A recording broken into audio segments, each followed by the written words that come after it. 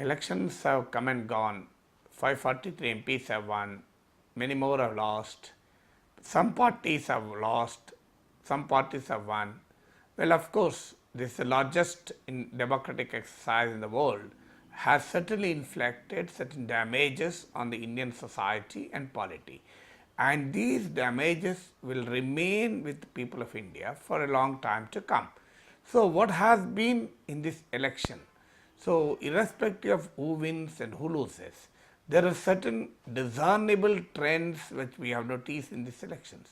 The firstly, the Election Commission of India, as per the Article 324 of the Constitution of India, is endowed with the power of superintendence of elections. Never before in the history of independent India, the credibility of this autonomous institution, the credibility of this constitutional body was under attack in India. So, the election commission's level of credibility was very, very low, and people of this country, the political parties of this country have seen Election Commission of India with a great deal of suspicion. This erodes the very free concept of free and fair elections. So, the Election Commission of India lost its vitality, lost its autonomy, lost its credibility in these elections. Secondly, this Election Commission of India has also raised unprecedented doubts on the electronic voting machines. In fact, the stubborn stand, adamant stand taken by the ECI on the count of the VVPAT machines has only further contributed to this growing suspicion on the EVMs. India needs to reinforce its confidence on the electronic voting machines or else go back to the ballot. So, this debate will continue. So, therefore, millions and millions of Indians still question the veracity and verifiability of the electronic voting machines, and given the fact that the EVMs decide the fate of the country, it is certainly a matter of great concern. So, that is the second aspect. The third aspect was the campaign. Electoral campaign is expected to be run on people's issues, so that the politics is the art of finding solutions to the problems of the people. Politics is the science of understanding the concerns of the people and addressing the concerns of the people. Quite unfortunately, in this election, the popular narrative is no longer on the issues of the people. So, the negative impact of demonetization, the negative impact of the goods and services tax, the loss of livelihoods due to closure of small and medium businesses, the agrarian distress, the farmers' protest across the country, all of them have not been an issue in the elections. The elections were primarily fought on Pakistan, Balakot, Pulwama, Sriram, etc. So, therefore, the concern is the popular narrative has been shifted quite away and far from the people's immediate concerns. That is the third aspect. Fourth aspect of this is it is more a presidentialization. India embraced parliamentary democracy given its diversity. The social diversity, the humongous social diversity of the country calls for a parliamentary democracy where a large sections of Indian people will have a confidence that they are represented in the democratic polity.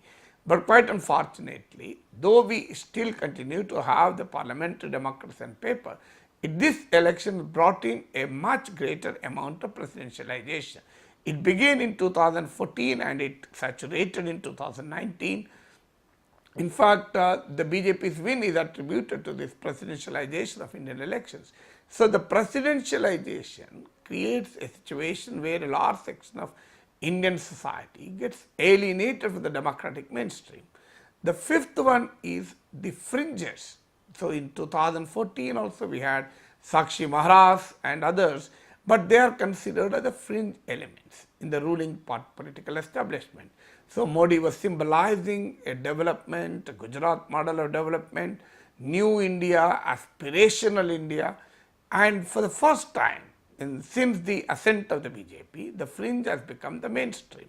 The nomination of Sadhvi Pragya Singh as a candidate from the Bhopal and Prime Minister Narendra Modi praising her as a symbol of civilizational and historical and spiritual values of India shows the situation where the fringe has become the mainstream, and she could go scot-free by calling the assassin of Gandhiji a patriot. An election commission of India remained a rude spectator when the father of the nation is humiliated right in the midway of elections. So, therefore, the fringe becoming mainstream is a threat to the Indian democracy and India's unity and integrity also.